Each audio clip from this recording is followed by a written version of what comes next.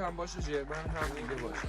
بمون قلاده رو بالا نگه میداری، بمون رو بهش میدی. باید وقتی که بهش بمون رو میدی باید آی کانتکت بشه. جگبار بمون نه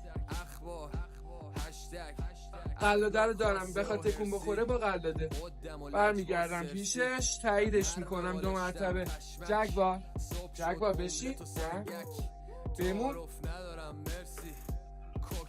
این بار مسافت بیشتری برمیگردم پیشش تاییدش میکنم. جلوی سگ دلا نشین، چه برای جایزه دادن چه برای قلاده برداشتن. نه بشین. و همین به همین سادگی میخوای بمون رو به سگت یاد بدی، به همین سادگی. حالا جگبار بمون. اینا صداشون لالایی برا گوشه نازک آفرین پسر. بودو بریم.